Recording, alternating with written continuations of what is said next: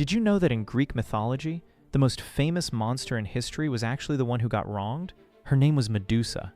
Before the snake hair, before the stone-cold gaze, she was a priestess of Athena, devoted, faithful. She gave her entire life to serving the goddess. Then Poseidon attacked her, inside Athena's own temple. And what did Athena do? She punished Medusa for it. The goddess transformed her loyal priestess into a creature so horrifying that a single glance would turn any man to stone.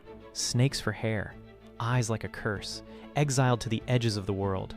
Medusa didn't become a monster because she was evil. She became one because a god violated her and another god decided she was the problem. Then Perseus came along, killed her, and walked away celebrated as a hero. He never knew her story. Nobody told him. The real tragedy isn't that Medusa was a monster. It's that she never was one.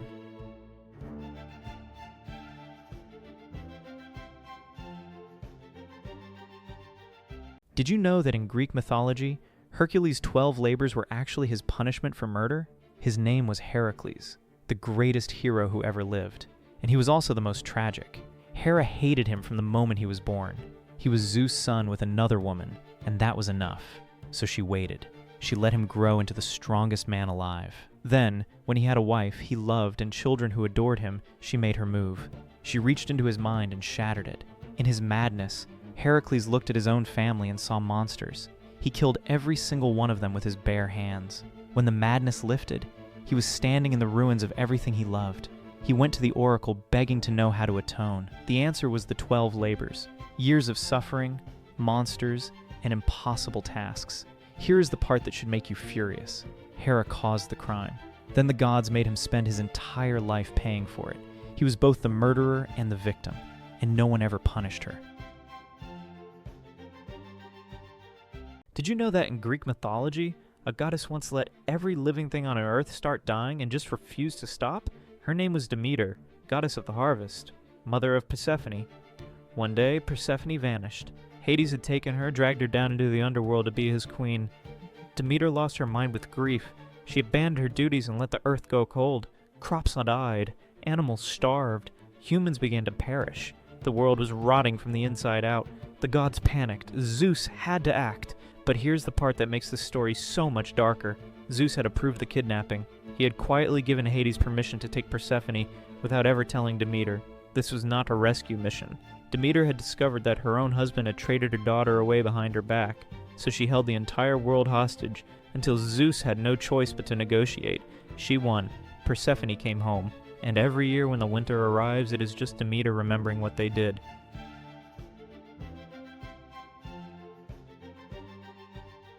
Did you know that in Greek mythology, one god's mother was burned alive before he was even born, and Zeus had to finish the pregnancy himself? Her name was Semele, a mortal woman, and she made the mistake of falling in love with Zeus. Hera found out, and instead of going after Zeus, she went after Semele.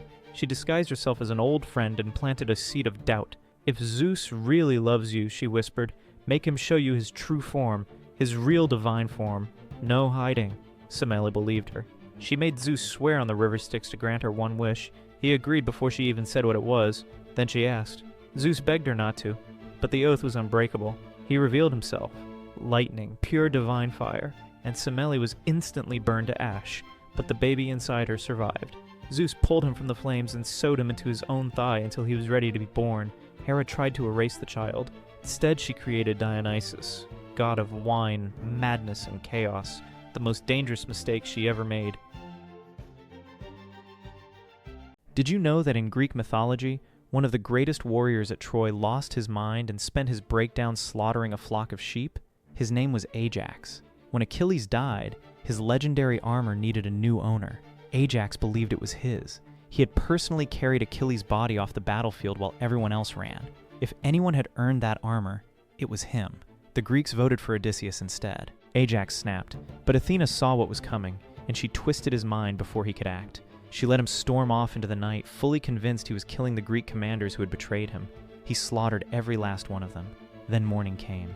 His mind cleared. He was standing in a field surrounded by dead sheep and cattle. Ajax, the man who had held the entire Trojan army back by himself, had spent his revenge killing livestock. The humiliation destroyed him in a way no enemy ever could. He took his own sword and fell on it. That was the end of the greatest soldier Greece ever sent to Troy. Did you know that in Greek mythology, a monster once ripped out Zeus's tendons and left him completely helpless? His name was Typhon. He was the last great monster born from the earth. 100 serpent heads, a voice like every animal at once. So terrifying that the gods themselves fled when they saw him coming. And when he finally faced Zeus, he won. He tore the tendons straight from Zeus's hands and feet and hid them inside a cave. The king of the gods, the most powerful being in existence, could not move, could not fight back, could not do anything. The ruler of the cosmos was just lying there, completely broken. It took Hermes and Pan sneaking into that cave, stealing the tendons back, and quietly putting Zeus back together before any of this could be undone. Only then could Zeus drag himself back into the fight. He eventually won round 2. But the first round? Typhon handed the king of the gods the worst day of his entire life. Nobody talks about that part. Did you know that in Greek mythology, a teenage boy once begged his father to let him drive the sun, and his dad actually said yes? His name was Phaethon. He grew up without his father. When other kids asked who he was, he had no answer. So he went searching, and eventually found Helios, the god who drove the sun chariot across the sky every single day. Helios was so overwhelmed to meet his son that he made a terrible mistake. He swore an unbreakable oath to grant Phaethon anything he wanted, by the river Styx, the most sacred promise in all of existence. Then Phaethon made his request. He wanted to drive the chariot. Helios begged him to choose something else, anything else. He explained that even Zeus himself would not attempt that ride, but the oath was already spoken. He had no choice. He handed over the reins. The moment the horses felt an untrained hand, they panicked. The chariot lurched wildly off course. Oceans began to boil. Forests caught fire. The earth cracked open from the heat. Zeus watched the world starting to die below him. He had one option left. He raised his thunderbolt and struck Phaethon from the sky. The boy fell into a river, burning. He never got what he actually wanted. He just wanted his father to say he was proud of him. Did you know that in Greek mythology, the deadliest war in history started because a goddess didn't get invited to a wedding? Her name was Eris, goddess of discord, and she was furious. So she did what any chaotic immortal would do. She crashed the party, pulled out a golden apple, and tossed it into the crowd. Engraved on it were 3 words: for the fairest. 3 goddesses lunged for it immediately: Hera, Athena, Aphrodite. Zeus refused to pick a winner. Smart man. So the job fell to a mortal shepherd named Paris, who had no idea what he was walking into. Each goddess bribed him. Hera offered him kingdoms. Athena offered him unbeatable skill in battle. Aphrodite offered him the most beautiful woman alive. Paris picked Aphrodite. There was just one problem.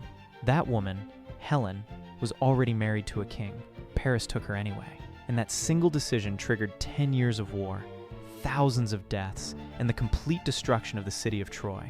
All because one goddess didn't get an invitation. Did you know that in Greek mythology, one king served Zeus such a disturbing meal at dinner that Zeus decided to destroy all of humanity? His name was Lycaon, king of Arcadia. When he heard that Zeus was secretly walking the earth disguised as a mortal, he wanted to test him, not with a riddle, not with a trick. He murdered a prisoner, cooked the flesh, and served it to the king of the gods for dinner. Zeus knew exactly what was on the plate. He flipped the table, grabbed Lycaon by the throat, and cursed him on the spot. Lycaon's body twisted, his jaw stretched forward, fur ripped through his skin, and he dropped to the ground on 4 legs. The first wolf in history. But Zeus wasn't done. He flew back to Olympus, called every god together, and told them what he had seen. One man had cooked another man and served him like a meal. And if this was what humanity had become, then humanity had to go. That dinner party is why the Great Flood happened. One king's crime. The whole world paid for it. Did you know that in Greek mythology, the first woman ever created was built by the gods specifically to destroy humanity? Her name was Pandora, and she was not a mistake. She was a weapon. It started with Prometheus. He stole fire from the gods and gave it to humans.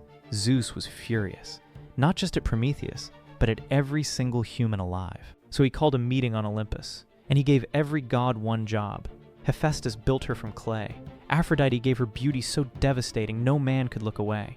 Hermes installed charm, cunning, and the ability to lie so smoothly you would never know it. Athena dressed her.